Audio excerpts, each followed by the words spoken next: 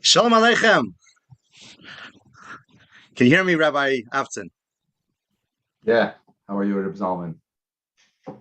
Baruch Hashem, Baruch Hashem. Zalman blooming here, just opening the Bochur podcast. It's a great honor to invite Rabbi Shmuly Avtzon to address us tonight.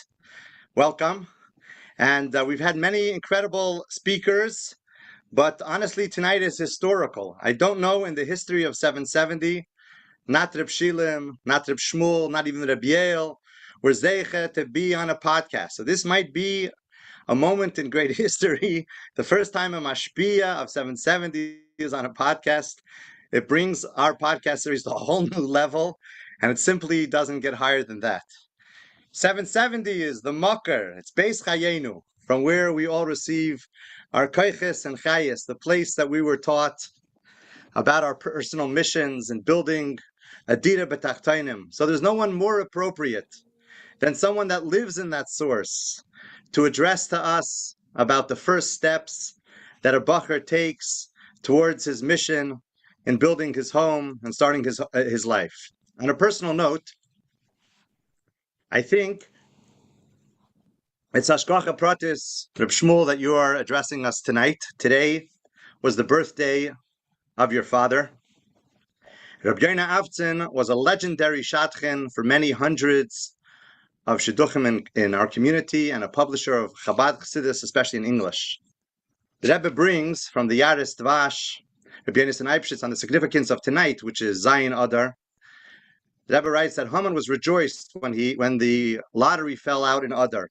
Adar is the month that their leader died. It's a good sign for us. However, the Gemara says he didn't realize that as Adar is the month that Moshe Rabbeinu dies, it's also the month that he was born.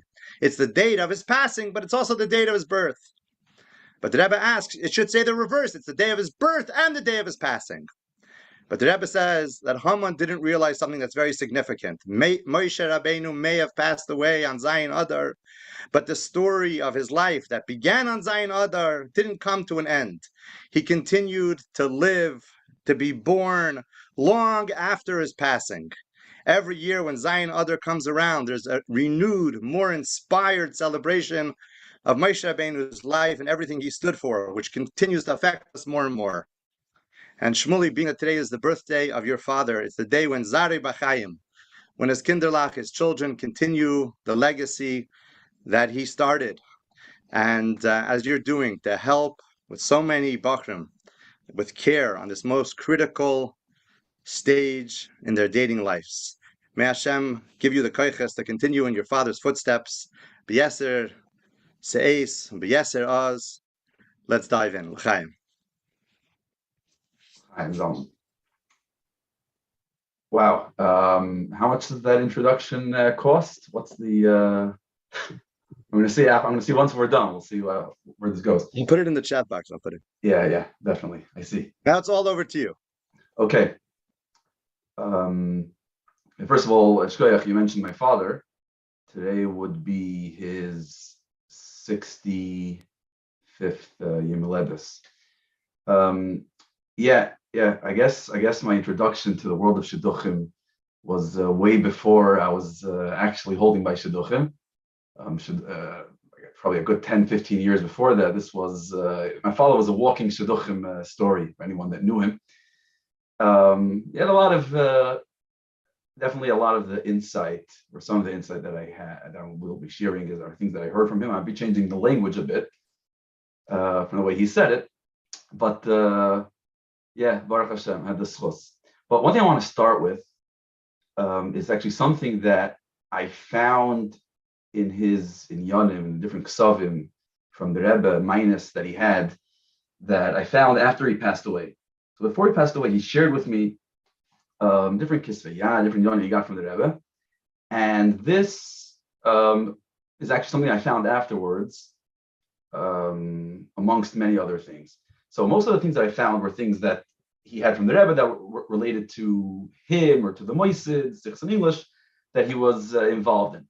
And then I found this long letter written to the Rebbe in English, which was already a shtickle different, But then I found other letters my father wrote to the Rebbe in English, so I wasn't so shocked. But it was like a 10-page letter written to the Rebbe Barichus. I was reading through it. It was a very interesting letter, but then things were really going hectic. Things were going crazy. And halfway through, I was like, okay, this doesn't really sound, I hope it's not really a story from my father himself. As I got through part of the letter, then I made it to the back and I found the extra page. And then I saw that it was from somebody else. That my father had a shaykhus to, and I guess he held his stuff for him. But basically, this guy wrote a long letter to the Rebbe. He was at a very vital and important point in his life. I would say at a fork in the road that affected many, many areas. Affected areas of marriage, finances, legal stuff, etc., etc. Mamish ribli in yanim. And as you're going through the letter, you can see that the guy's confused. He's at a stage in life that, there's probably very, very few people out there that could give you advice in such a stage. There are those moments. There are those moments that you reach that, this is not for a regular basar v'dam to give an answer for. So he writes this to the Rebbe and he says, the Rebbe, please, I need guidance here. I need advice on how to go forward with this. And right after that letter, so I found there this meine from the Rebbe, which is just 3 lines, each line a few words. But I think this meine is so important, so vital, especially when it comes to these kinds of stages in life, like shidduchim. And I'll first read the meine, and then I'll try to backtrack a bit and speak about the Bachrim and the Matziv that they're by. I imagine anyone that's watching this, or part of the Bachrim that are watching this, are at a stage of shidduchim, and obviously they are Lubavitcher Bachrim, or most of the people understand that we hear Lubavitcher Bachrim, and hear a meine from Rebbe. So the meine goes like this. I'll read it in the original Hebrew and then I'll translate. So first point is like this. Yevarer etzel atzmoi mahu roitze. Hisyatzus biyedidim mivinim asker alatzi. So point number 1 is Yevarer etzel atzmoi mahu roitze. Yevarer, figure it out. Inquire by yourself what you want. Then Yisyatzus b'yedidim mivinim. Talk it over. Have this misyayitz. Look for an eitzah with yedidim mivinim, with friends that understand so you understand what's going on and get the different elements of this parsha. And ask her alatzi, and then the Rebbe gives his bracha. Ask her alatzi.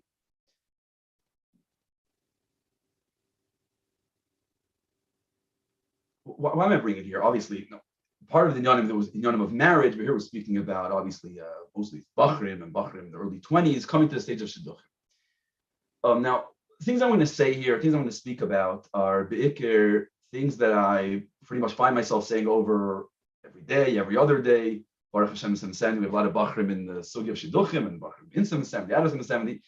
And obviously, general disclaimer that I understand that there can be people watching this and listening to this from across the spectrum of Lubavitch and of 22, 23, 24, 25 and older Bachrim. Some of them are Talmidim Mayos since 70, and some are in other places learning, some are working, some are doing other young, some are in between. And obviously it's a bit tough to give an exact answer to every sug, but I think if we can stick to Inyanim Klalim and certain Yisoidis that we see from the Rebbe, and that how vital it is. Ultimately, things are universal, and let's try to discover these things together. One thing that I see comes up again and again by Bachrim is, let's say a Bachar comes at the age of 22, 23, 24, whenever it is, the shidduchim. So they have many questions about shidduchim and about what's called the dating process and this prat and that prat and what do I do? And then obviously a Bachar comes and he's very nervous and how do I approach this? Some Bachrim start asking all these questions before they get into shidduchim. Many guys, it's after they're in shidduchim, it's after they already met a few people and only a few months in they realize, okay, but what's going on? They start asking questions. And I think a lot of the questions are not necessarily shidduchim questions. It's not necessarily what's a shidduch, how do I deal with a shidduch, and what do you do on a date, etc., etc. For many people, it's almost like for the first time in their life, they have to actually make a choice. Now, before anyone gets offended by that, and of course there will be choices made, which yeshiva you're going to, and what camp you're going to, and all the camps for states are running after you to be a head staff member, and you have to make the massive choice between this one and that one, and then all of a sudden COVID came, so you have to choose in this country and that country. But when we dial it back a bit, in a way, so let's say for it's younger, you're a child, and then it's a younger Bochur. So if where are you going to be? Your parents put you in a certain school, and then certain shivik. For many guys, you could say when they actually have to choose a certain path, it will come at Yeshiva Gdoila to go to this zal and that zal, and the second half of the year in Shir Gimel are fighting about it and discussing it and go here and there. But even then, it usually boils down to, based on the yeshiva that you're from and the group that you're from, it boils down to one or two yeshivas, and then also it's a group fight.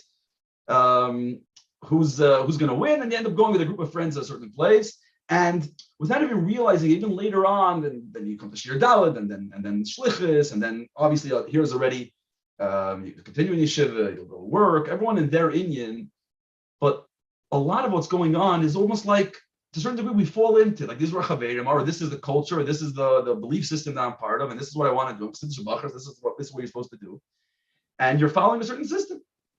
And away, Baruch Hashem, you have Kabbalah sale, you're doing the right thing. Everyone in their oifen, and then all of a sudden it comes to shidduchim, and mitamal. Okay, so in a way, the actual, and even in the shidduchim process, living in a from a community, in a community, a lot of the shidduchim process is also sort of set up for us. We're not the parents, shadchanim, sort of set up who we should meet or bring different names.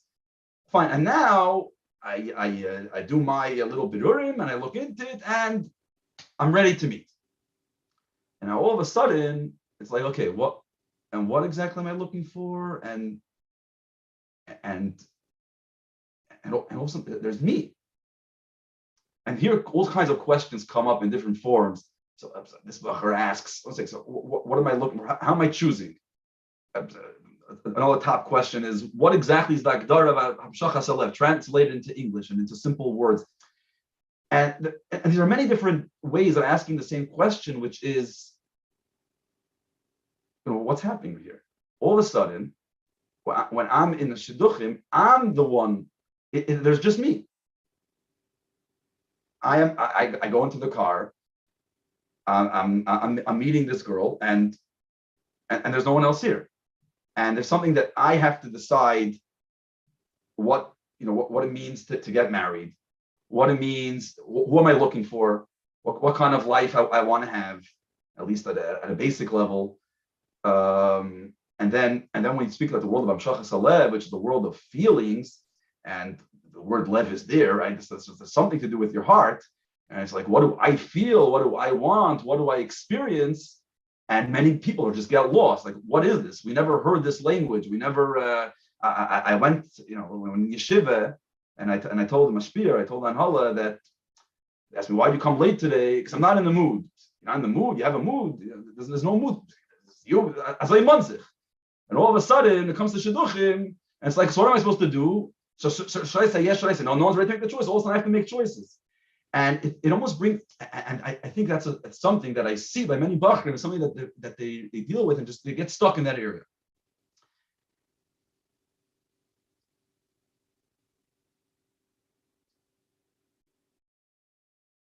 I heard this from a Yid. I want to actually ask him for. I heard this a few years ago. I wanted to ask him before I quote it. I wanted to ask him. I didn't get to ask him, so I'm not going to say the name. And I hope it's probably not verbatim, but the fear this was the word. That he was in Shidduchim, and he met what ended up being his future Kala and wife, later on Mishan Titus. And at a certain stage, they were dating for a while, and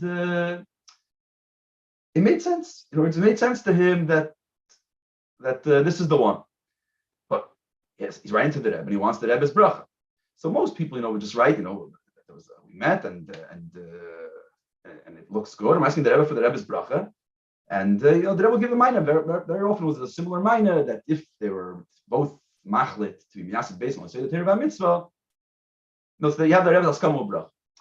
He was, I guess, a bit more original, so he basically wrote to the Rebbe like this, that these two people met, and the Das Tachtein, it makes sense. The Das Tachtein, it works out.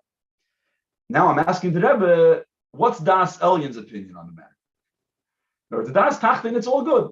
What about Das Elion? Because he's in charge. Das Tachtein is the lower perspective, right? The human perspective. And in human perspective, it makes sense. But he wants to know what the Eibusher's perspective is. Ultimately, the Eibusher is the one that's Yeshiva Mizavik Zivudi. So what's the plan? I don't want to get into something. I've made choices in the past on some level that didn't work out, and we all had friends back in the day that we can't talk to them today. So all of a sudden, I'm going to make a choice for life. And so I know what Das Tachtein is thinking, and Das Tachtein makes sense. But what's Das Elyon? And the Maina was, and again, it's not verbatim. The point of the Maina was that the Rebbe sort of circled Das Tachtein, and he said, "Al pi Das Tachtein, it makes sense."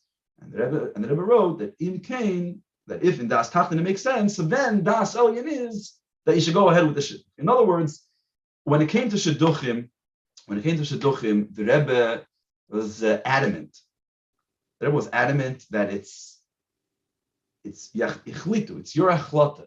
You're the one getting married. You're the one going ahead with this. You're the one building your home.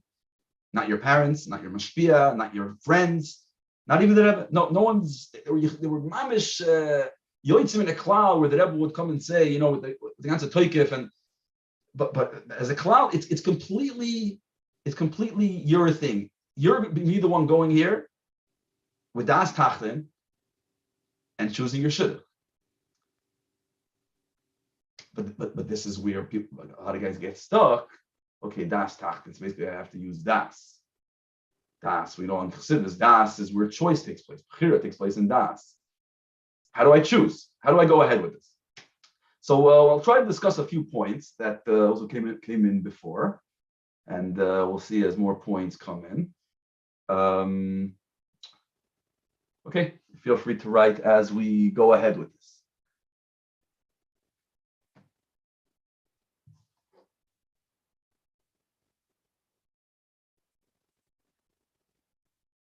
The first point is like this. For many of us, anytime we get to a new stage in life, and this is across the board, and just as from a Bochur's life, you enter Mesifta, you enter Zal, you're on Shlichus, he was in 70, Bochur has a job. Any new thing that you're starting, there's butterflies, and you're nervous. So being nervous is normal, and obviously at such a stage, you're meeting someone that you're meeting for marriage, and you're actually making the biggest choice in your life. There's obviously room for nerves, and if you're not nervous, there's something wrong, or you didn't get the memo what's happening. And I have to say that's normal. But at the same time, it's very important to realize that because you're jumping into a new system, you're going into a new yeshiva, you're starting something new. Fine, you're nervous. You've been nervous for a while, and so just as time goes on, you just sort of get used to it, and say this. So you're a bit nervous. What's the big deal?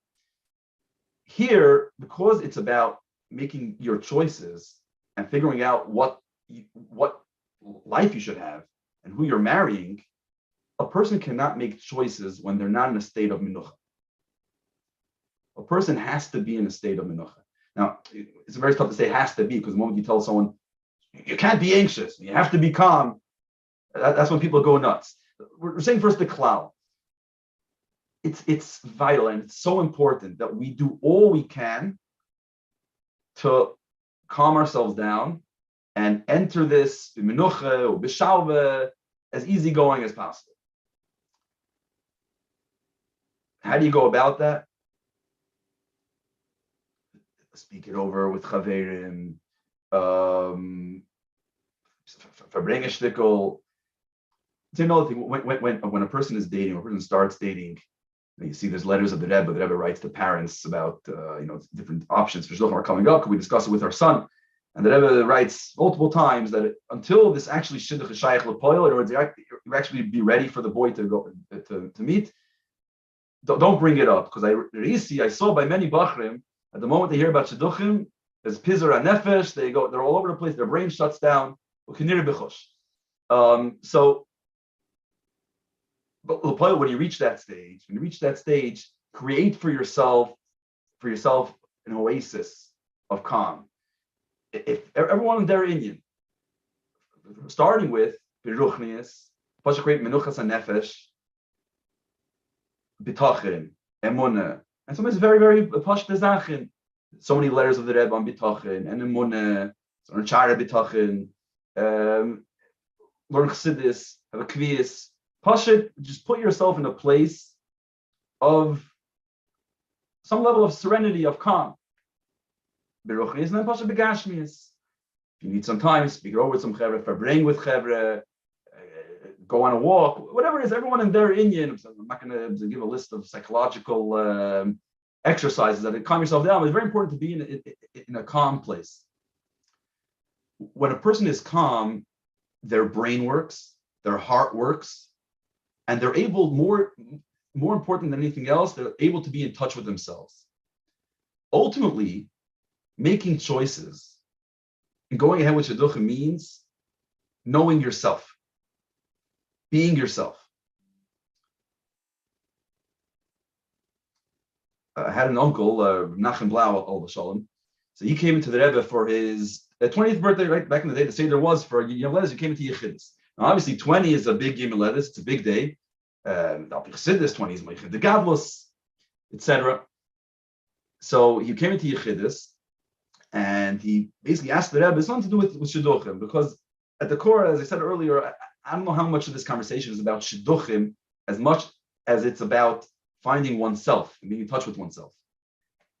So he comes into Yechidus and he asks the Rebbe, what should he be learning? 20-year-old Bochur, what should he be learning? Should he be learning Nigla? Should he learn Chassidus? Everyone has their kav.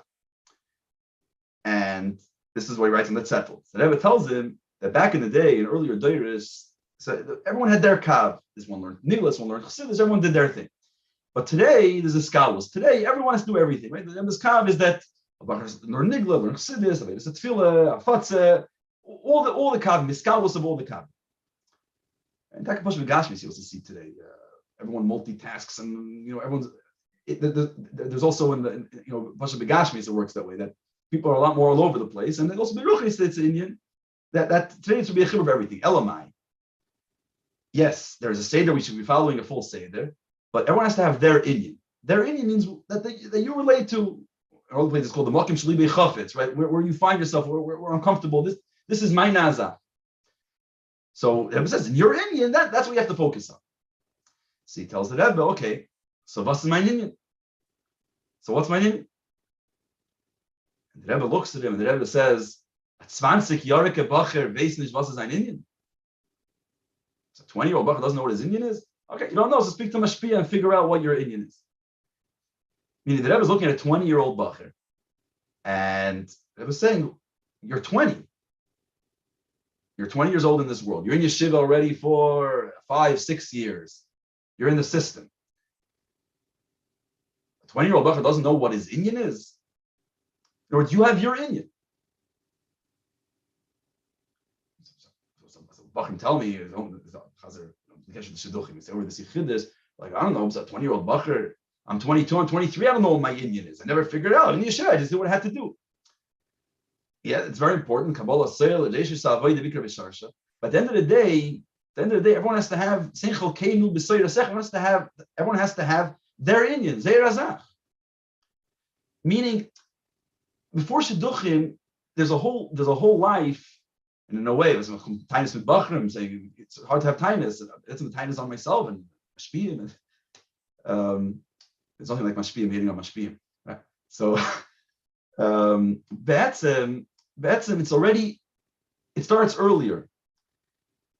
I'll just go with another some of the yichiz, I think is very important, brings out this point, and then I'll get back to the Nakud of Shidduchim. And again, I was trying to find the exact lesson, I couldn't find it today. If anyone remembers exactly, you can write in the comments. So if I'm not mistaken, Rabbi was in Yechidus. One of his was his birthday or some other time during the year. He was like 21, 22-year-old Bochur. And one of the Yechidus, and the Rebbe tells him, Yael, you have to think, to think about Tachlis. Yael, I was with the whole bittul, but like his eyes open wide. I think about Tachlis. We use the word Tachlis. Tachlis is about marriage. It's about marriage, parnasa. And in those years, the U.S. has many farbrengens, many sichas. The Rebbe says the Bochrim shouldn't be thinking about tachlis. It's the biggest klippe. Stay in timchit mimim. There was a farbrengen. It's in the sichas also in the earlier chalagim. I think it was Tafshin Yud Gimel. Farbrengen. The Rebbe spoke very, very stark that the mothers, they're sending their kids to already at a younger age. They have to think about parnasa, and they can't just sit in yeshiva and learn. You have to be completely dedicated to yeshiva, and nothing else is negeya. Anyway, after the farbrengen, there became a lot of tainus that I guess based off the raid, because anything, even when the Rebbe said controversial stuff, the Olam, answered and issues. It looks like there was a lot of shmuas that the Rebbe basically is telling his Bachrim to jump off the roof. He doesn't care about the Bachrim's parnasa and their future. He just telling them to stay in Yeshiva. So the Rebbe, after by the Farbrengens on Shabbos, I think this was Yod Shvat, and this was the Shabbos afterwards, and the Rebbe said, that I don't care about the Bachrim. Chas v'shom, it's in ganzen hipach lekavana. Of course I care about the Bochur, and the Rebbe cares about the Bochur, and he takes achrayus, and there's shidduchim, and their parnasa. Elamai, now your job is being totally involved in yeshiva, and don't think about it, and we'll take the achrayus. It's not the shot we don't care about it. Forget, we do care, we take achrayus on it, and you could continue doing your ruchnis. Fine. Anyway, so the Rebbe tells him about tachlis, and I was like, and the Rebbe says, I don't mean tachlis begashmis, I mean tachlis beruchnis. Meaning until now, and then the Rebbe explained, until now you were just learning chassidus, you were learning. But now you have to have a seder and learn certain inyanim, and then the whole conversation, like what you want to learn or what's important, you have to have a seder. Meaning, before we get to tachlis, the gashmias, or in this conversation, we're speaking about choices in shidduchim and knowing what I want. There's earlier, it starts beruchnis. There's tachlis in ruchnis. There's finding one's identity beruchnis, verbinich. And in a way, it sounds shocking, but for many guys, somehow, when it comes to time of shidduchim, it's the first time they start asking themselves these questions.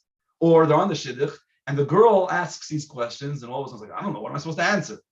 So somebody Bochur, I hear the question, what am I supposed to answer? I was like, I'm supposed to tell you what you're supposed to answer? You're the Bochur, I'm not the Bochur. Baruch Hashem, I'm married, and I already went through this process. Whatever. I'm not saying how good the process went, but you're the one that has to answer. So really, this whole Zoom, or whatever it is, I'm not going to tell you anything that you don't know. You're the one dating, and you're the one, and you're coming. There's you, and there's the girl, and you're the ones that are marrying each other. Elamai, possibly for some reason, you haven't at least enough ever sat down and had a conversation with yourself.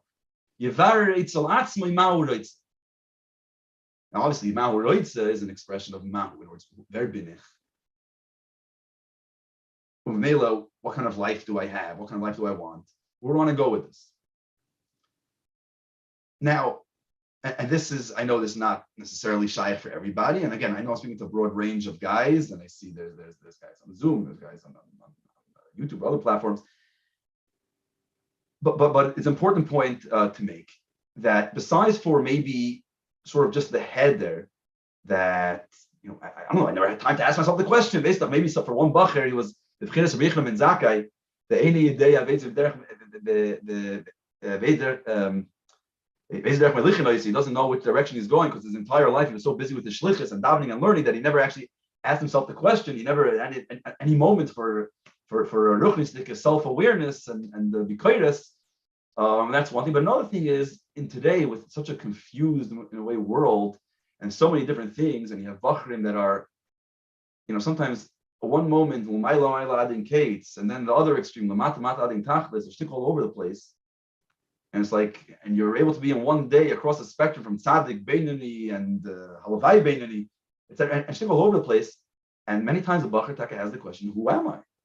I don't know, you'll ask me at 12 o'clock in the afternoon, I'm this guy, 2 o'clock. And then Bichlal, there's Shabbos, there's Matzi Shabbos, there's Sunday, there's before Farbrengen, there's after Farbrengen, there's during this Eirus, there's by the hangover, there's everyone in there, so many different kufas in life, and so many, every day I go through so many different kufas. And I don't know, depends on, the spheres, where I'm going, where I'm holding. And sometimes I ask me, who am I?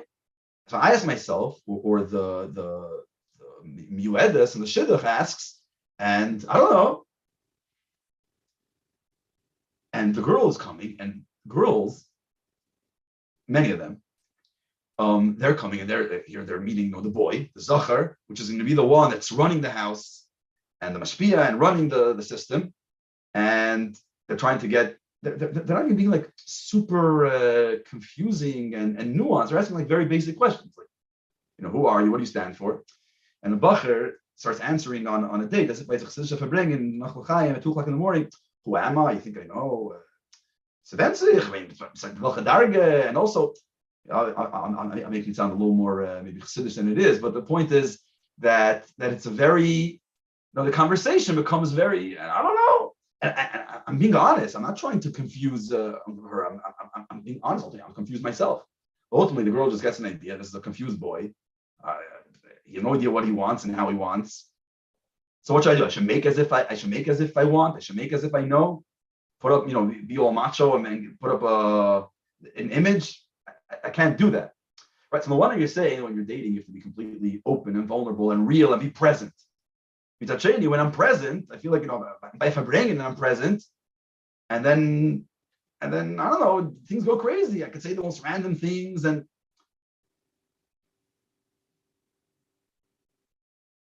when we say being present, it doesn't mean just give off any thought that's in my head, or any narishkeit, or all my insecurities and all my issues.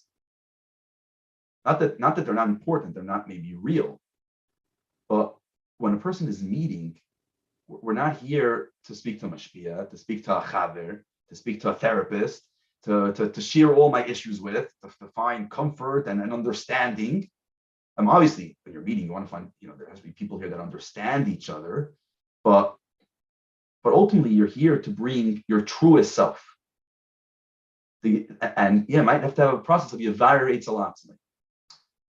Right now, you're starting to think about Shidduchim. You're on the Zoom because you're in the stage of Shidduchim, or because you're a group of friends that this is late night entertainment. So why not watch this? And I already see Baruch Hashem all kinds of harassment from Bochur coming in. Way to go! You're doing very, very well. But ultimately, you'll be there soon. And at a certain stage, starting with Yavar Eitzalat, have this question. And again, and it's not necessarily, it's a midlife crisis and you have to revisit your whole life and it sounds like something major, and sit down and go and talk for the next 15 years till you figure yourself out. But Yavar Eitzalat, ask yourself the real questions. You might have pushed it off. Maybe you weren't aware that there's a question. Maybe just the environment you grew up in, and maybe this question wasn't a question. Maybe you tried to ask the question and you were shut down, or you thought you were shut down. You went to your mashpia and he was like, say this, say there. But ask yourself the question. And then once you ask yourself the question, then bring in others. Speak to chaverim, speak to mashpiim. Find people that you could actually talk to. But again, these people that you're speaking to, be very, very careful. When you speak to people, it could be the biggest tragedy. Right? So you have guys coming back, and after every shidduch they go and they speak to all their chaverim and they analyze, and everyone's a mumche. The guys that dated, the guys that didn't date, and everyone and the guys that dated and it didn't work out for them start projecting their experiences, and all becomes one chad gadi and bichlal yedei neverta mumche. No one's going to tell you what to do, and no experience is the same. Now, how do I know if I'm speaking to the right people? You're speaking to the right people when you're speaking to them. Your Yavar Eitzalat is being empowered.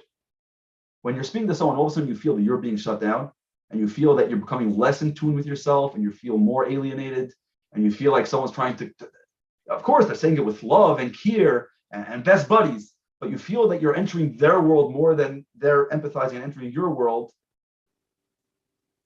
It's a bit of a warning sign. They're good people, and tomorrow you could sit in Fabring with them and then say l'chaim. But this is not a time to have the Congress and the Senate and have a majority vote and make up sachlotas of the Sanhedrin. This is your life. This is your life. This is her life, and you are the ones. You are the ones to do it. You are the ones to make these choices. Ask yourself the questions. You'll realize once you start asking yourself the questions, and don't shy away from them. They can be a bit tough. Because also when you ask yourself the questions, these questions you might have been running away from, and they're very scary. Okay, it's fine. Nothing's going to happen.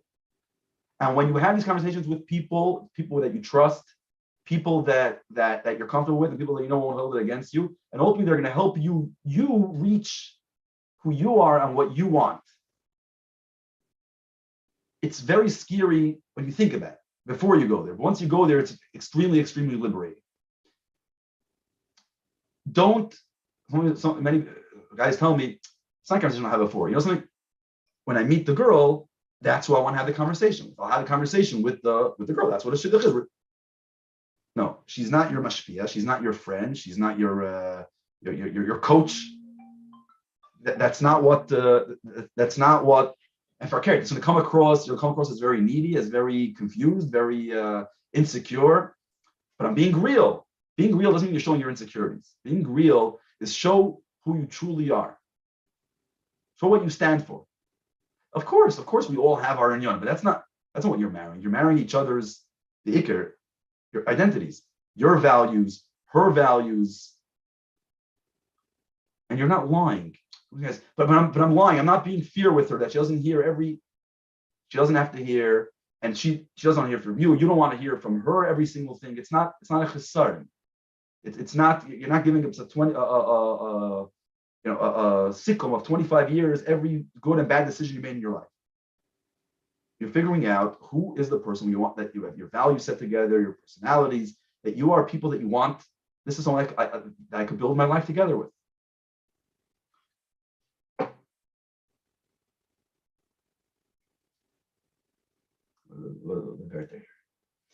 Rejection. Okay. Feel free to add points. We're just going to mention a few points that were brought up earlier before it started. So rejection. So I've seen that rejection is a very important topic from multiple points. Number one, I could just say what I've seen the difference. I'm married, Baruch Hashem, for 10 years. Big shout out to the one that agreed 10 years ago and is still sticking with it. And at least from my knowledge, from the way it was then, the way it's now, definitely a lot of more guys are dating much more, meaning then it was more nuffets of people getting married to the first or second or third try, etc. Now guys will date many more girls, and each shidduch will be more meetings, and there's a lot of rejection, right? So either the boy says no or the girl says no. Sometimes, in a way, Baruch Hashem, it's when they both come to a realization that they don't pass, and then it's managed. There's no real hard feelings. But so in this case, we'll speak about when a boy hears a no. And the no could come at various stages. It could come at a stage of after the first or second or third date. It could come sometimes later, 5th, 6th, 7th, sometimes 10th, and sometimes even later at very, very late stages. Now, for a boy, what does that mean? He invested. He was involved. He, never mind even financially, money, and finding places, and the car, and all the zachen, and the pizra nefesh that he has. He hasn't been focused, and for the last few weeks, month, sometimes even longer, he's just spending so much time and the nefesh, and he's there. He's already connected to someone. He feels nefesh. Sometimes it's at a stage a person almost feels that he's ready to get engaged, and he gets a no. So there's one part of the no. One part is that Pashat, anytime you hear no, and you invest in something, it's tough. You invest so much time and energy and consciousness. This has been your life for the last while. But then there's more than that. There's the rejection. Someone told me no. I put myself out there. This is someone that knows me. Finally, I met someone that knows me and appreciates me, and this was going somewhere. And I got a no. So then what does the no mean?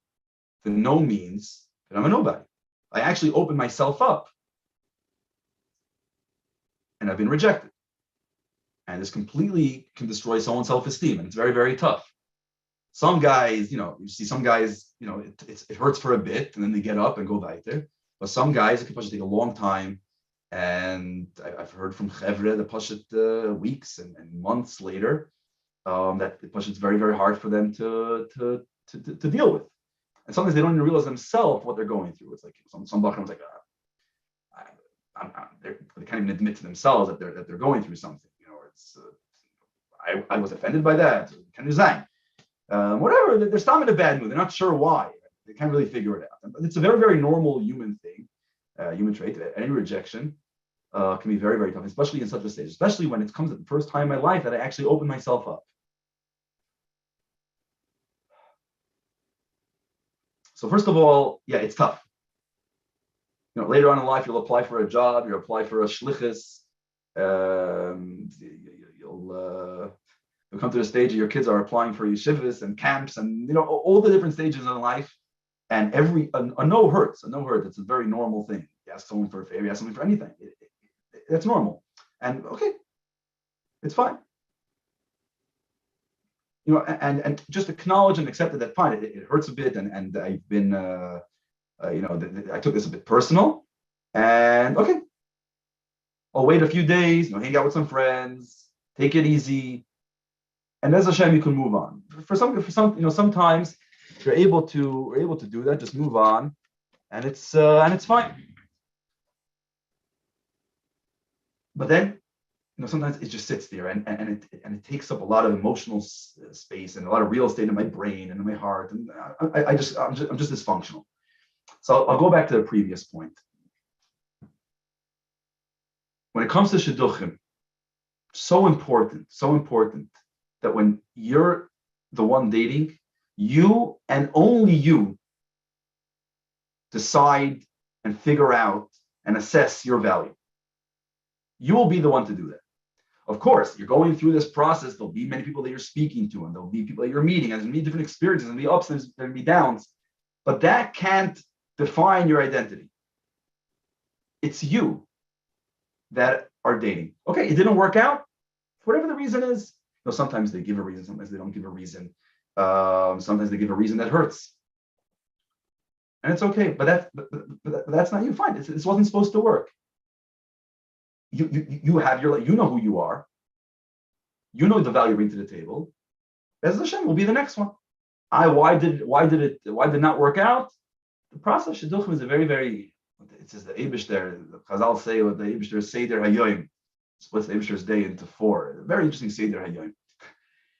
It's different Mamari Chazal what the Eibishter is doing. So one in Yanim, it says that the Eibishter is what the Eibishter is doing is Yoyeshem Mizavik Zivugi. This the Eibishter is doing is Mizavik Zivugi. And Kashik Kriyas Yamsuf. It's a tough thing. Kriyas Yamsuf is a once in history happening. Yeah, shidduchim are happening every month and every day. The shidduchim are happening. Shidduch, there's no one that shidduchim hasn't been a process. Yes, some had it easier, some had it work the first time, the second time, less dates. But shidduchim is an Iber Lebenish. It's a process, and it's a process we all go through. Why is it supposed to be this way? It's not because anything wrong necessarily that you did or right. But there are certain things that you could take, certain decisions that you could make, and that could make things go easier. But even Klali, it's a process, and there's Maila. I think as I mentioned earlier by other people that the process of shidduchim, that there's different stories. Every shidduch brings you closer, and then yonim. But the ikar is don't allow it to define yourself. And now, in order to do that, it's also important that you have a life outside shidduchim, meaning. If a shidduch falls apart, that you're able to go back to a life, but that's when it starts earlier. It starts during the dating. That's when the Bochur goes into the dating. We said he has a pizar and nefesh, and his mind really isn't working, and then all of a sudden, this becomes his whole life. So we Bochur about erev 24 hours a day. He can't do anything else. He's completely consumed by this, and the entire time he's thinking about it, and he can't, and he doesn't have anything else going on in his life. In a way, it sounds like a great commitment. Sounds gewaldic, but Lapel, what you're doing is ultimately you're meeting someone that's marrying someone with a complete life. Complete life, right? You're still in the daven, you still have to sleep, you still have to eat, and you still have to function. It's so important to make sure that you're functioning. Now, there's many levels to this.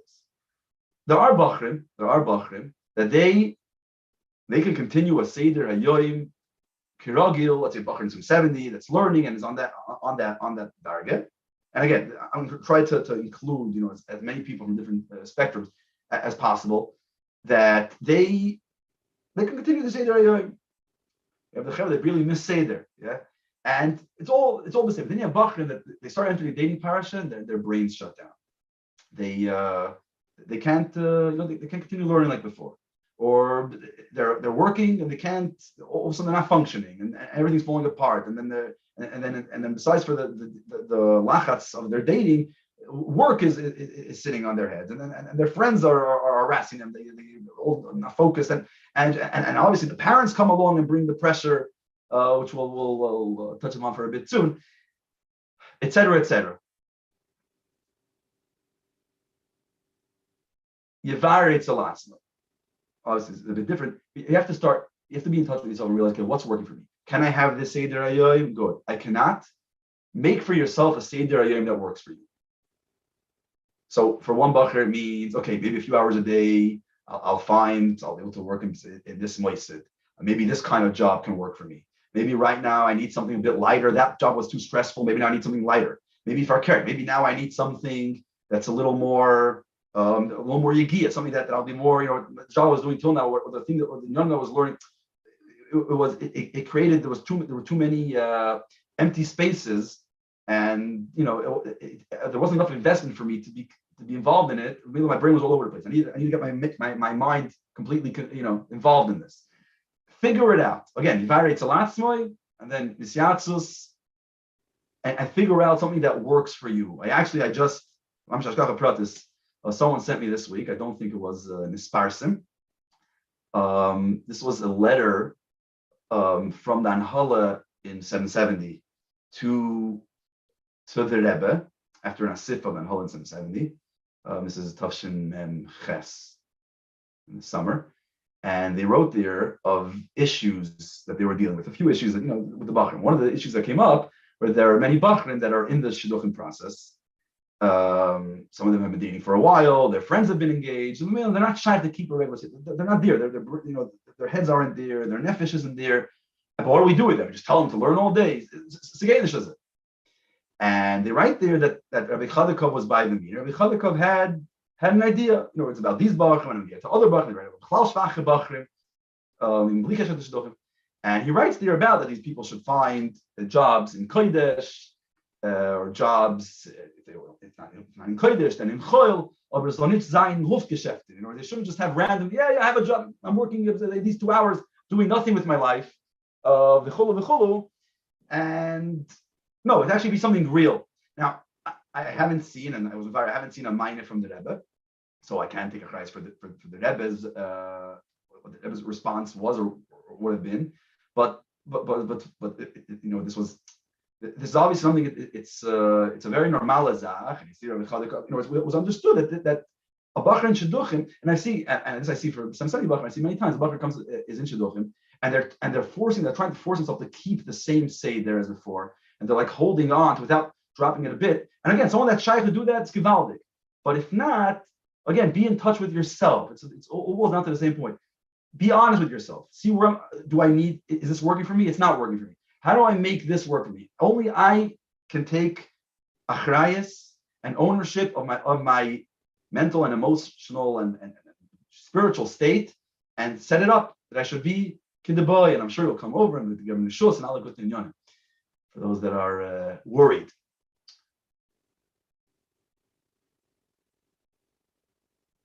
Now, when you have that, when you have that space, when you have that, when you have that, then a no will always hurt, but you're in touch with yourself.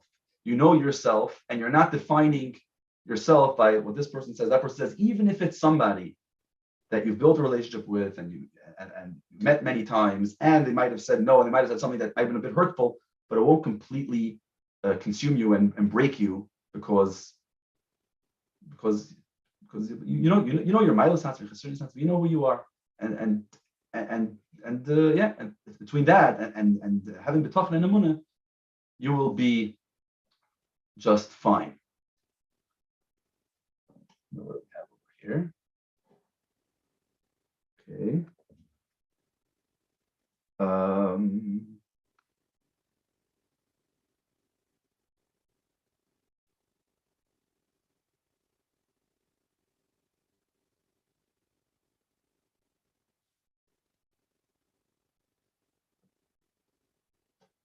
how do you ensure you're making the right decision, not getting carried away by the fact that you just met a girl for the first time, and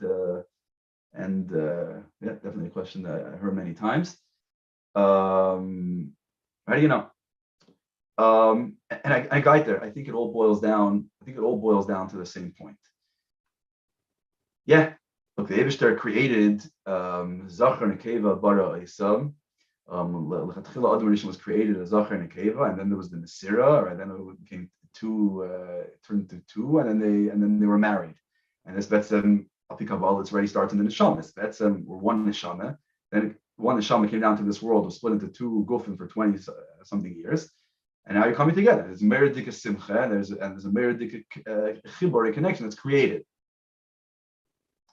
And that's healthy. The Eibishter created that way because that's a big part of the relationship, and that's what brings chayis the relationship, and that's what keeps it going. And when it comes to the time of Meshachas Alev, ultimately that's a big part of it, and that's fine. It's not a, for character. If there wouldn't be there would be a shtickle issue here, right? It's a normal thing to have a Meshachas Alev. At the same time, again, remember, you're in the driver's seat. You're in the driver's seat. Always go back to yourself. You variates a lot, you malrates it. Okay, yeah, it was exciting, and that's fine, and it should be. I'm saying that's part of the process. It's not a dead process. It's a live process of live people. It's dynamic. Baruch Hashem. At the same time, don't lose yourself in the process. Always be present. Always be there, and sometimes you'll need. Some people, just a little bit of time. Some people sometimes need a few more days in between. Time to figure it out, to discuss it. But weiter, you're not discussing it with people to get a million opinions. You're discussing with people to figure out: is this for me? Is this what I want? Is this not get what I was looking for?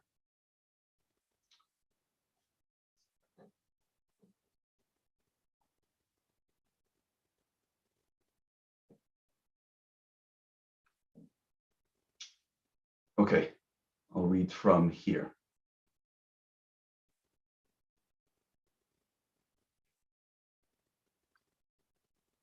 So I'll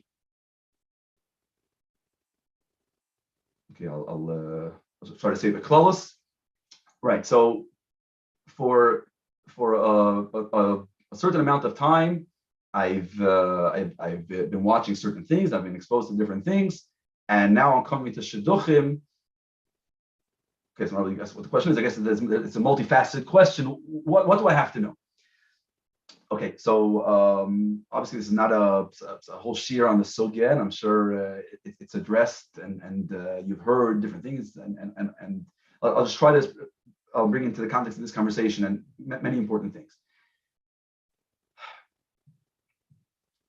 So first of all,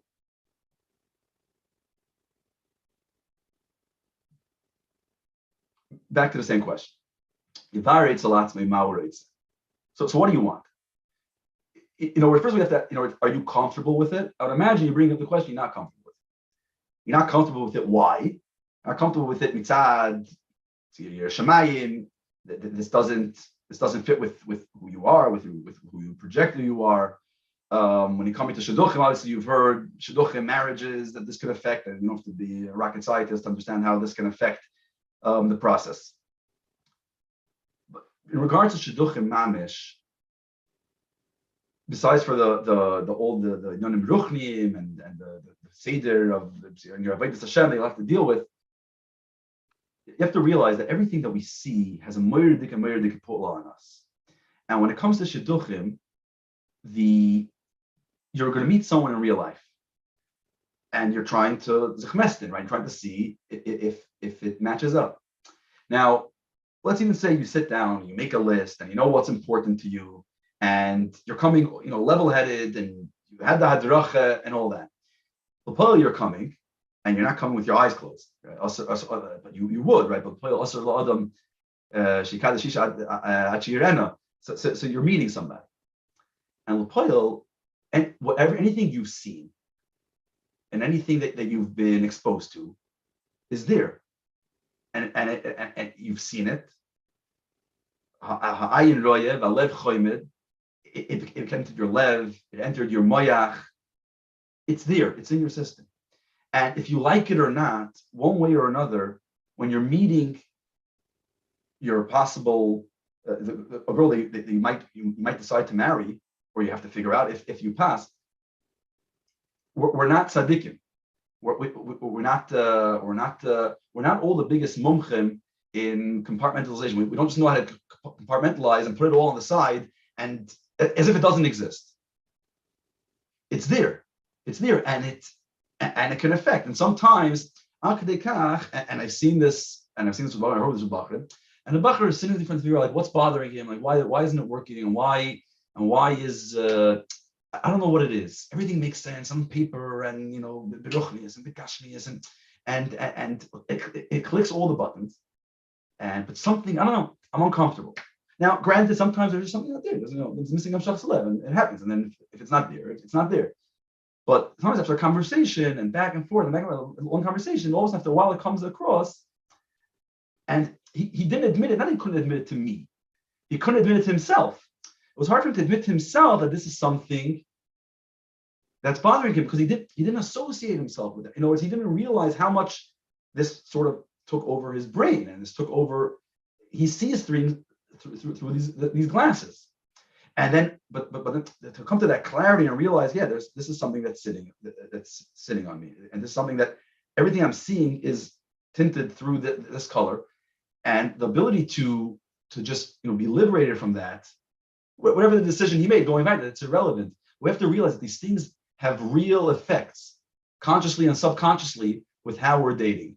Lepoyol versteht sich. This is Olam Adimian and Olam Sheker that's trying to compete with Olam Emes, and it's impossible, and they can never meet. And a Bochur can understand, and conceptually, you can tell, yeah, of course, I get it. It makes sense. I'm not expecting that. Yeah, but you're saying you're not expecting that, but but it's just the way the human being works. These things don't just disappear. Right? In Kuntris Voida, the Rebbe speaks about someone that's on level of Re'iyah. He saw so much that he's not even a spell from anymore. Like, there's no spell. It's like first, he saw something and he's all in this and it freaks out. But then there's a level that there's no Osiris anymore. It's like it's so normal. It's like he's already comfortable with it. You're comfortable with it is not because it doesn't affect you anymore, but because it reached your subconscious, became so part of who you are, you don't realize how it affects the way you see things. So weiter, you have to have this conversation with yourself, and have this conversation with people that you trust, and really figure out. But you might have pushed it off, and you might have had many times that you wanted to speak to a friend, you wanted to speak to Mishpia, you wanted to speak to somebody, you wanted to deal with it. Maybe you had tried to deal with it in the past, it didn't work. Do it now. Do it now. And again, I can't over here say that the process and the say there, but do it now. Saimitzad, the last thing you need is coming up in marriage and affecting things then, and you should know there's it's lighter, it's an issue. There's many levels, and I'm not going to get into problems. There's many levels to it, and it's an issue that many people deal with. Speaking about a normal yitzhar that everyone has, it's a question of how much it was nisayr and how much it was fed. You're talking about a normal yitzhar, you're a human being, and the issue that many people deal with, and you'll be shocked. You come over to someone and you start speaking about it. It's not going to be as crazy and as shocking as you think. And I'm going to tell someone their whole perspective on me is going to change. And I'll never be able to talk to them again. Find someone that you trust,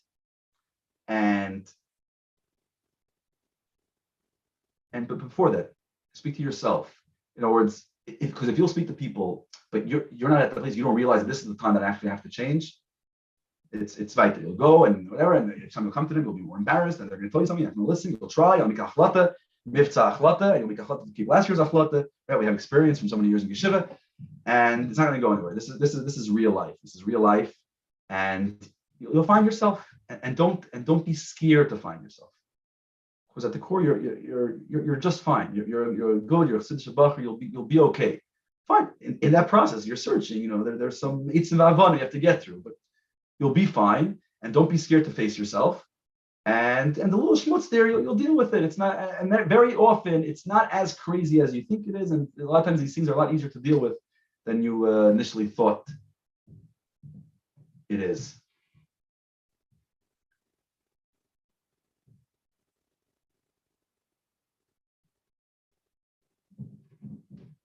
What is chassidishkeit? What exactly is chassidishkeit by a girl? So I taught in seminary for a bit. I haven't taught there for a few years, and I never mixed into the girls of chassidishkeit, so I can't really speak from that side of the aisle. It's not really my place. What I can just say is from Masicher and what I've seen around.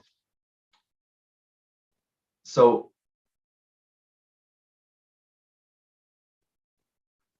I would say like this: in a way, girls, in a way, they're more straightforward. In a way, they're more open, which means like this. And therefore, it's very important the way you present yourself. Ultimately, sometimes you want to shidduch and you think you're here to present yourself as if, showing a picture. This is me. You're here to communicate with somebody else, to enter their world. Right? A person is called a medaber. Every level of the bria is called. Their name is based off their milo, makes them different. The difference of a tzimech and a doimim is that there's growth. The milo of a medaber, the milo of a human being, is that we have brains. At least we believe we do. Right? But we're called a medaber. Why are we called a medaber? We're called medaber because we talk, we communicate. And the milo of medaber is the ability to leave ourselves, leave our minds, and enter someone else's world, right? Enter their world. Or enter their world. So we have to always remember how they understand us. In other words, how they view things, and therefore how they're understanding what we're going through. It's not like this. On the one hand, guys, especially you have to remember, Chaver are coming to Shidduchim 2-3 years out of a normal system. Yeah, some of them are still in yeshiva, and bracha, but right, 2 years in 70 is not exactly like 2 years in Zal. You're in a very different place. And these guys have jobs, these guys don't have jobs, half-day jobs, night jobs, day jobs. There's all kinds of hours. A lot of Bochur are coming to Shidduchim from a place, they're all over the place. And girls, they come to Shidduchim, they're pretty much straight out of the system. Some of them are right after seminary, and those that are right there, right after seminary, almost all of them have jobs. A lot of them have jobs. And a year into their job, 2 years into their job, they have a Seder Hayoim. I remember when in my shidduch stages, so it was like, what hours work for you? What day? Like, I don't know, any day, any hours, as long as it's not too early in the morning, right? And it's just fine. All of a sudden, no, but she's working there, and she has to be back at this hour, and that. It's like there's a whole Seder Hayoim going on. There's the whole system, and a Bochur, you feel very intimidated. Like I'm total chaos. I'm just like my day works from l'chaim to l'chaim, from this shidduch and that shidduch, and this friend and that friend, and Shabbos to Shabbos, and Seder to Seder, and all over the place. And here is someone that's all misuder. Right, but so for some reason that's just the way to say that's just the system, and that's how it works. That's where they're coming. That's where they're coming. But because they're in that system, so in a way, they're still very, they're still very structured. They're still in a space, and also just mitzad that men are shnei kav and women are more kav echad. I am baruchas in Mamori Doshei Chasna, different Rabbi, and it's more sort of in one kav. So there's Chassidishkeit is a lot more simple. Yiddishkeit is a lot more simple. Simple, I don't mean stupid, or names. Simple as in pashut. So it's a kav pashut. This is the way it is. Like guys, a lot of times guys are shtickle. They're this, but they're that, and I'm Chassidish, but with it, I'm less with Jens, and a mix. Now, it doesn't mean girls are all robots. Obviously, there's there's many personalities, and they're very colorful. But at the same time, to realize that it's not. Somebody's looking for over sophistication and nuanced. men ultimately, the ikir of men is moichin, the ikir of a woman is midis, and the hearts, and you get married.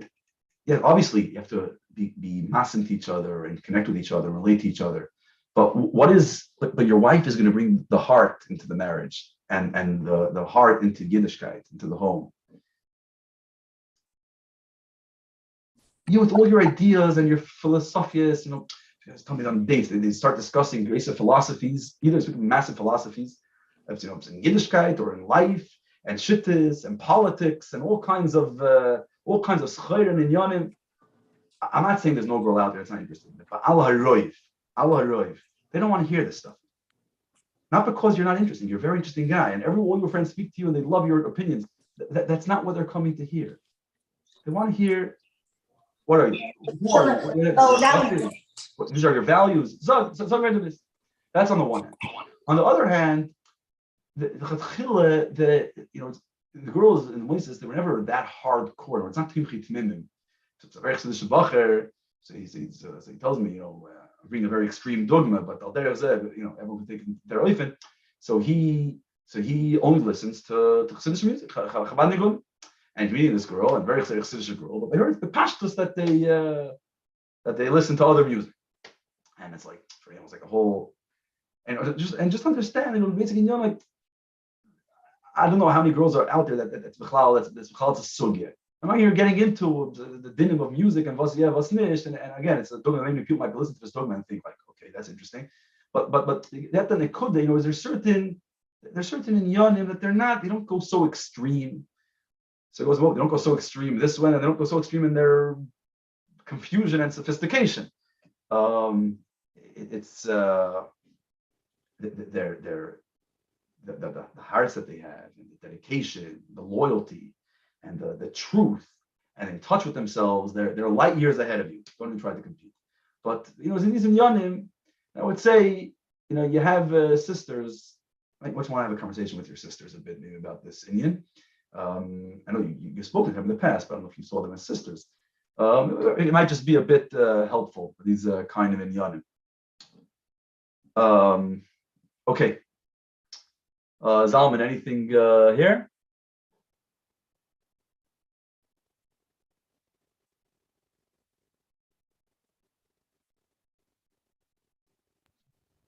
See a bunch of questions in the question and answers. Is there a reason I don't see it? Oh, okay. I am in the wrong thing. Givaldic. Okay, so perfect. So I just saw on the comments and it just came to me over email. I didn't see it over here. Okay. Give me a minute. Okay, let me first. Okay, I guess I addressed these points. I'll just address the question directly. If I have an internet addiction, should I wait and solve this issue before I get involved in shidduchim? You should definitely not wait. Now, solve this issue. I would say you should definitely deal with the issue before shidduchim. Solving this issue is a complicated sugya. For some people, it's a short process. Some people, it's a long process.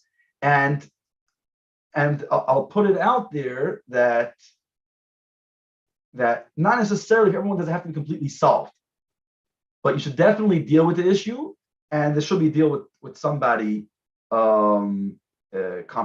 I'm not saying right away. Again, when you say addiction, it's hard to know if it's actual addiction and you call it an addiction, et cetera, et cetera. First, speak to someone that you're comfortable speaking to, and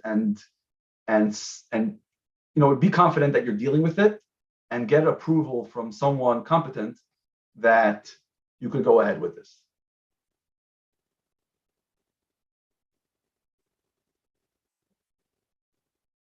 Hi, I'm a 30-year-old Bochur and I have many single friends. I'm wondering, do you feel that singlehood feeds off each other? As in, whenever we talk shidduchim, it's in a very cynical and disillusioned way. Is there any way to switch the environment to become more optimistic? Okay, so first of all, I give you a bracha that you and all your friends should, Karev Mamish, 30 is definitely a good year to get married. Definitely better than 31 and 32, and should go easy. Look, no one could obviously come with timeless, and obviously, we all know, when we have tzaras, and tzaras rabim and chamas yachid is a real thing, And sometimes, sometimes I think a healthy dose of it is fine. No one's asking us to become rigid people, especially if you're talking about a 30-year-old bacher. You don't have to become super rigid, and every time someone mentions shidduchim, it's like, well, it's humor, and dark humor has gotten us through toughest periods in history. That's fine. The problem is, and it's not only 30-year-old bachrim, this is already at 22, 23, 24-year-old bachrim. You have groups of guys that are dating, they're living they're in an apartment here in Crown Heights or elsewhere, and and after a rejection or two, or just time going on, and it just becomes cynical. It's part of the human condition. We become cynical. We had the stage in our life when we were believers and we were optimistic and we were hoping for the best, and it didn't work out. And we were thrown down. And when we went through our depression and we went through our Iber Levinish, a certain stage, you get through life through cynicism. Cynicism is a crutch. It's but it's a horrific, it's in the big picture, it's a horrific defense mechanism. And yeah, this is in shidduchim, this is in many other areas.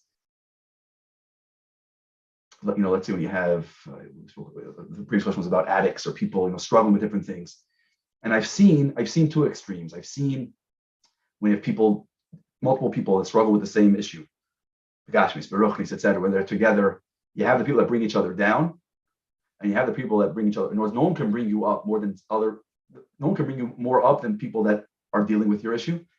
At the same time, no one can bring you more down than that. And the question, and it boils down to, what's the attitude here? The attitude is just commiserating with each other, and sort of that's the end game. And there's no strength. There's no empowerment. There's no feeling of let's pick each other up. There's just like, legitimizing the status quo and just trying to like come to terms with it, et cetera, et cetera. It doesn't get you anywhere. It doesn't get you anywhere. And if you're dating, they see it in a second. I know a bacher that wasn't a 30-year-old, but also entered this kind of space and went out with a girl and was actually going very, very well. And it didn't work out in the end. And actually, I was able to get in touch with the girl's side, and it was very clear. They said clearly, I saw, it was very nice and it worked very well, but you saw cynicism. You saw, and she even understood that it's a coping mechanism, but it's no one enjoys that. But I think it's also important to realize, for guys, sometimes cynicism is like a really cool thing. Like a group of guys sitting in an apartment, and if you could be super cynical, you're the guy. There's nothing like the most cynical guy on the block, and has the quickest joke and the quickest retort, and can take anybody down. And when by a Verbringen or a group session or whatever's going on, this guy walks in, everyone's on guard. First of all, you're not here to retort and knock down someone you're dating. But bichlal, as a klal, girls, women, dark humor, satire, cynicism, weiter. It's not necessarily on the top of their list. It's something that they love, and some of them won't necessarily appreciate it. I know you'll say, but this is who I am. I am the most cynical guy, and that's my maila. It's even a chsidisha. I have a mind up to each guy. I know to show each guy that he thinks he's a chassid. I know how to. This is not. You hang out with your buddies, you can do that. In dating, it's not going. When this is what you're doing all day, it's going to come across in your dating. Yeah, how do you stay strong? It's tough, and I wasn't at that stage, and I can't say that I necessarily can empathize with that. That's a very tough space to be in. I've had friends at that stage, and I've had many conversations with them at the time. And try to stay productive. Try to at least have a couple of guys also in this Ma'amad Matzah that haven't lost the faith, and you're able to encourage each other. Again, no one's asking you to become tzaddikim, and if you can have that level of bitachon that matzah doesn't bother me at all, that's gevaldik. Even if not, there's, again, have a proper seder hayoyim. And if you can even say, have a life, as I mentioned earlier, have a life outside of dating, be productive. When a person's productive, that itself puts them, have small victories every day, every period in your life. Have a chayim ruchnim, have a kviyasit in limud achsidus, weiter, emunah, bitachon. These things are real, these things are important. Verbring, you have a life. And believe, you never know. You never No, it's never too late. Baruch Hashem, my Zayda got married at the age of 36 and had 15 kids. So I'm not giving you that bracha, but you get the idea.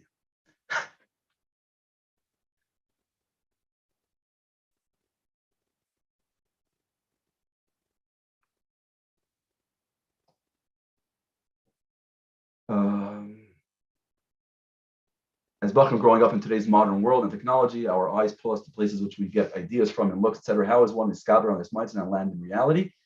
So again, I believe I addressed that. Is the main point. The point is, again, be in touch with yourself. It's very easy to be in touch with the Re'iyah. The Re'iyah is a very strong koyach. You see it and it sort of takes you over. But there's a much deeper part of yourself. Even if you've seen, and you might have seen a lot,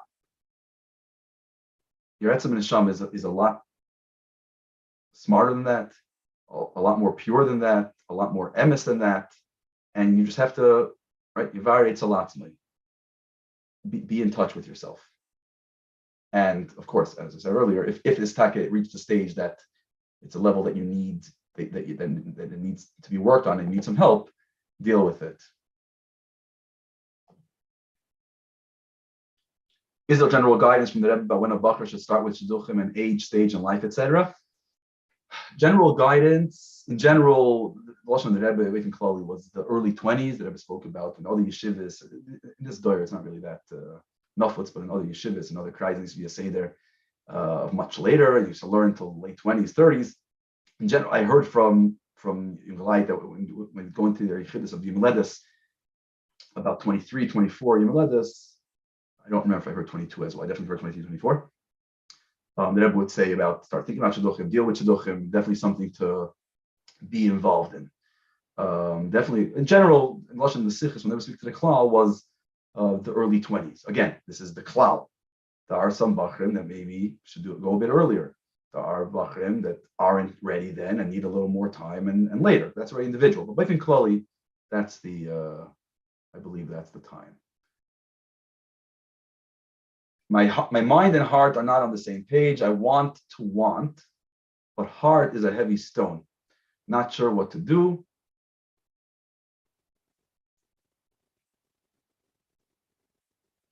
Okay, so obviously there's many sides to this question. It's a little hard for me to, which part of what's the heart, what's the mind, what's the heart is a heavy stone, as in, are we saying that al piseichel, mathematically this works out, in other words, you met a girl and it makes sense that you should, that your values and personality and all these inyanim all match up, and this isn't okay. I'm getting an update to what this means. If that's what it is, so look, sometimes there's just a little more dating. Sometimes the heart has a, it's a world of its own. Yeah, the moichin and midas are interconnected, and moyach shaltal left to a certain degree, but ultimately the midas have their own shoyrish in the nefesh. As Chassidus explains, and the way really the midas have a higher shoyrish in the nefesh than the moichin. Zabatika achid betalia. So the heart, there's parts of the heart that can be influenced by the brain, but parts of the heart run on their own system. Sometimes it's about going back to your mind. And sometimes it's actually writing. Sometimes like we don't really know. Sometimes it's really getting to know, meaning sometimes it's writing down. Go back to the drawing board. What were you looking for? What was important? Have that conversation with yourself again, right? Clarify that to yourself. And all of a sudden you start remembering, because sometimes what happens if you date, especially when dating goes on for a while and sometimes maybe even too much, and it's like you really forget. It's like you're so, and then you get too comfortable. And you already saw the milas, and now you're just dating again and again. As you don't see more milas, you saw the milas, and now it's just like all of a sudden, oh, that irked me, and the way she did this, the way she did that. All of a sudden, these random things come, or even without that, you just get bored. Familiarity breeds contempt. It's on many levels, and there could be a certain level of boredom. And all of a sudden, it's like I don't know, what's I don't remember like what spoke to me about this. I don't remember what was important. Sometimes that itself is important. You sit down again with yourself, and you write down, you go back, and it's like, yeah, this is what I was looking for. This is important to me, and just going back to the world of moichin, that itself can influence the midas. But sometimes the midas just go on a path of their own. And for that, we have to enter the world of midas, which have their own derech. which is not necessarily math. Yeah, so you did the math and I'm dating, it all worked out, and 2 + 2 = 4, it's gewaltig. Now you have to give time and space for the lev to work. And different things. Sometimes just meeting more. Sometimes you change the venue. I'm not here going to go into specifics. Was pass was pass nicht. But the nekuda is that there's sometimes you go a walk on the boardwalk.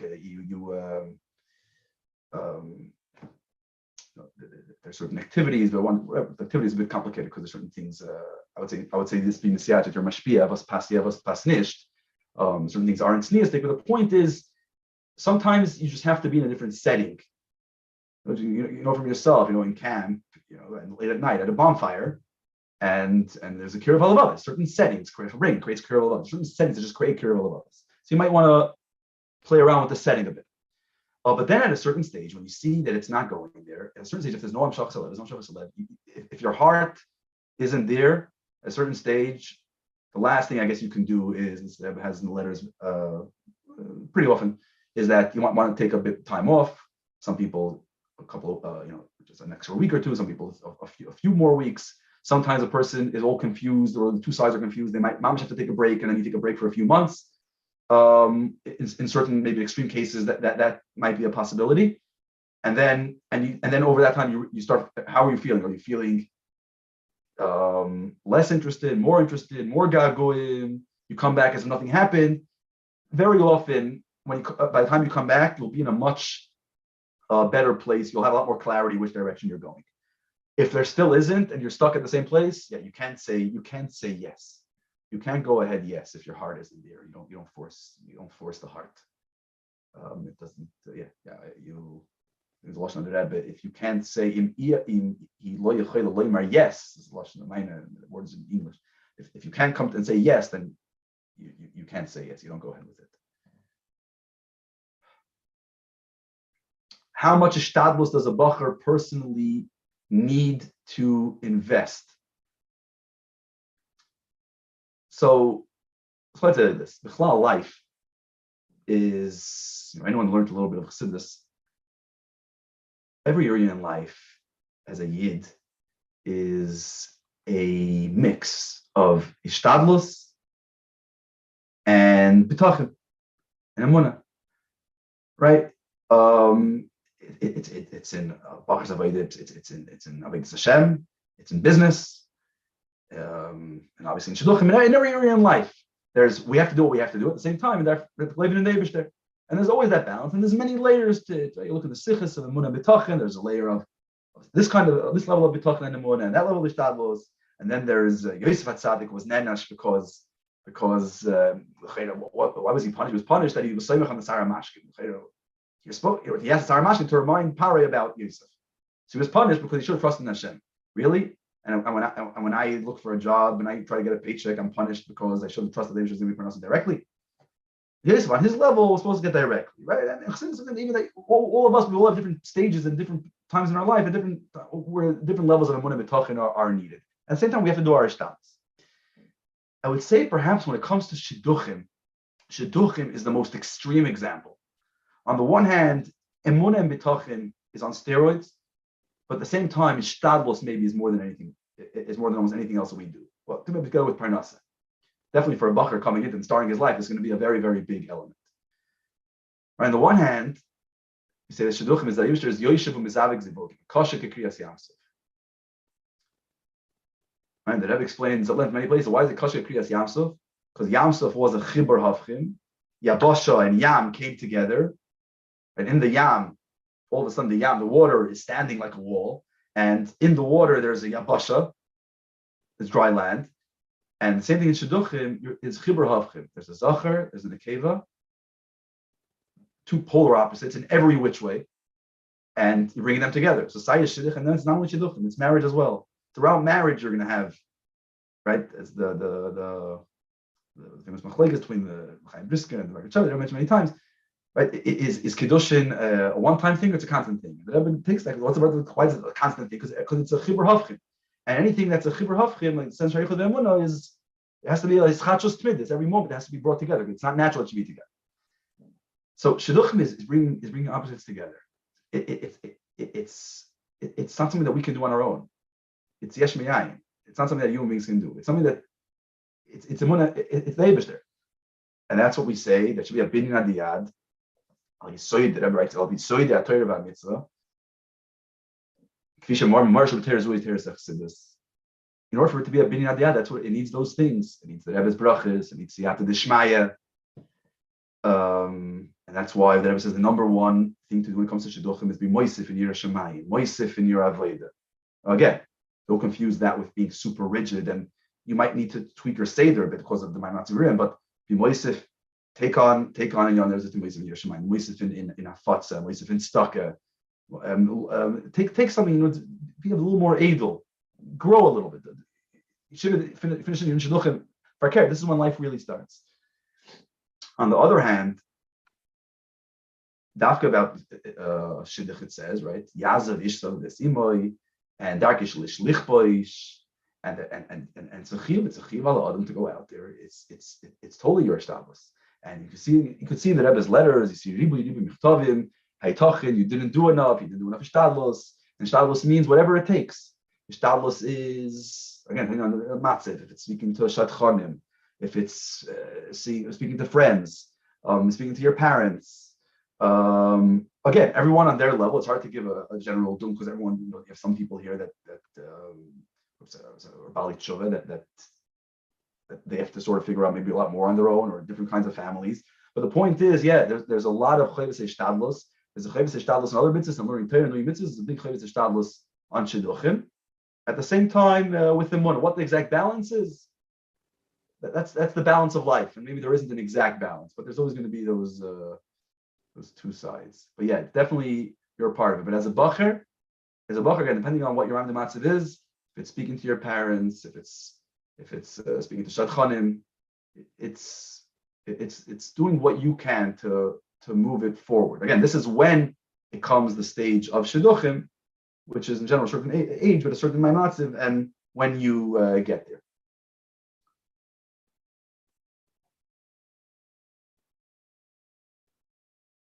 How well does one need to know the other before closing the deal?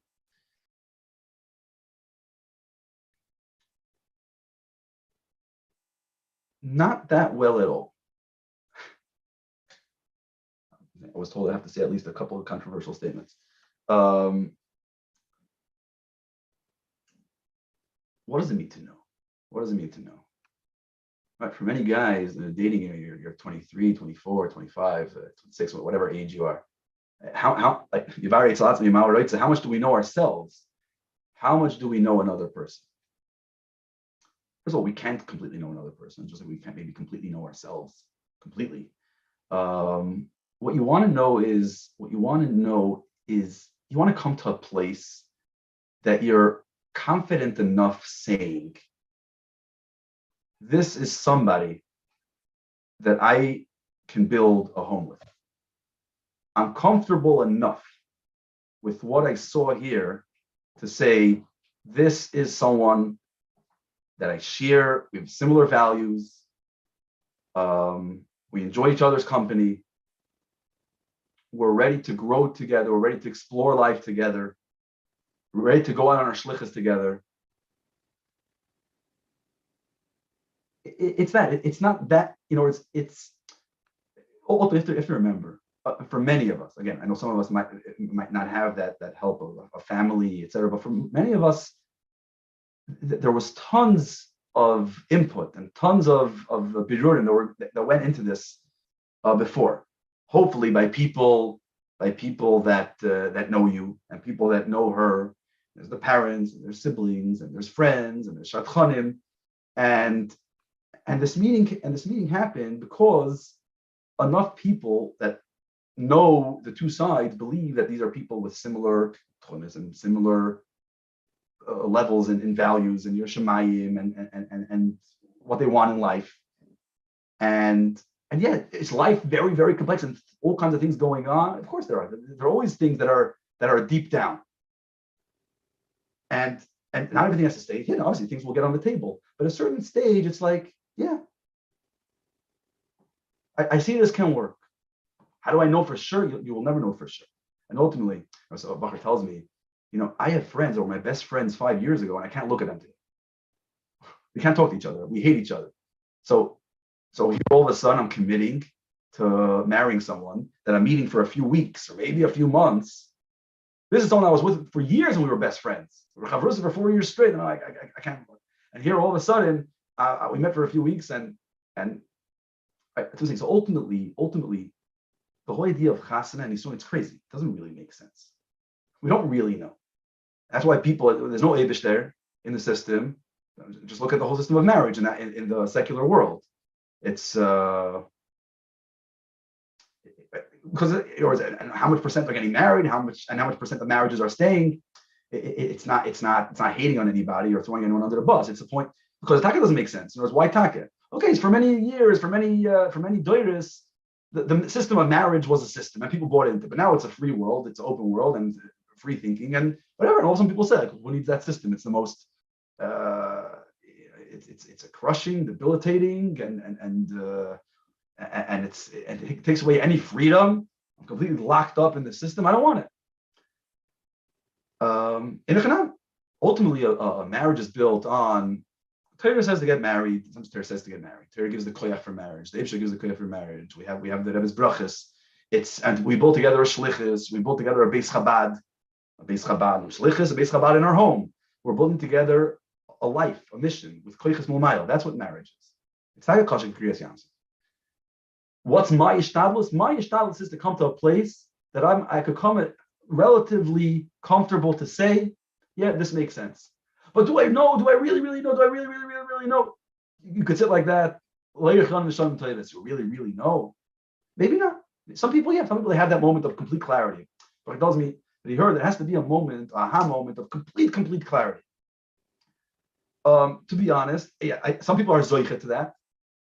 Some people have clarity, but it's not always. There isn't. I can't say that every single person that got married, at least people that I know, and a lot of them, they have very good marriages, that they necessarily had that moment where it was 100%, and not shaykh, and it's, yeah, some people are shaykh, but not always it's that way. Some people are a little more complex, and there's many sides to them. But you can reach a certain, there's a certain moment of calm within the chaos. Yeah, there's chaos going on, but at the same time, I have this rega, or at least the space where it's like, over here, yeah. This is good. This works. It makes sense. Again, if there's certain things bothering you, certain questions, you might want to discuss it with someone. Make sure the questions are in, deep and intense and things that could make it or break it. But it's fine. There's some questions and insecurities. It's part of the human condition. But important to find a place in myself that I see this can work out. Let's try this together. What are some nuances that show girls chassidishkeit that I wouldn't know about? That for me to show, I guess, that show girls chassidishkeit that I wouldn't know about. I don't think I'm the right person to answer that question. In general, I would just say, I know this is a shtickle cliche, and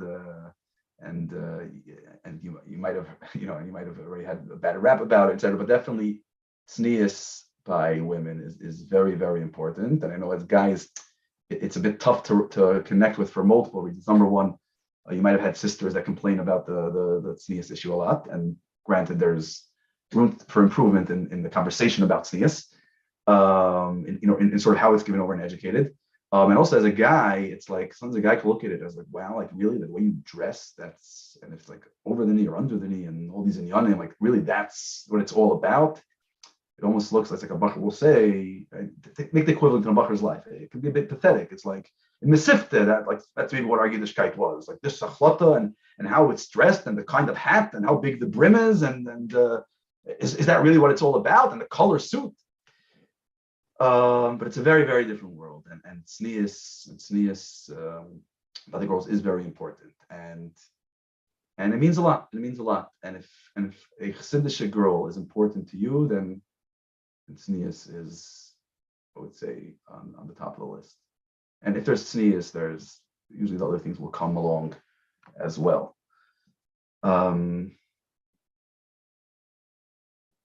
Hi, what's if I have feelings to a girl, but I'm in doubt if she's my soulmate from 40 days before I was born?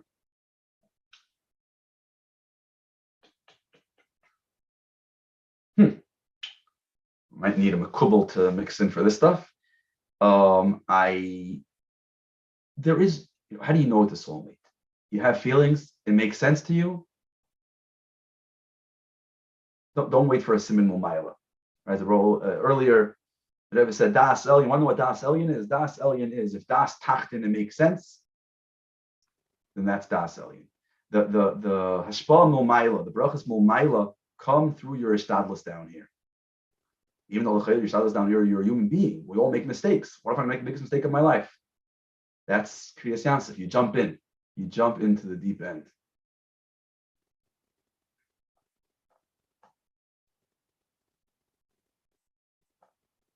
Salman, did I miss anything? Is there anything else here, or any other form I should address?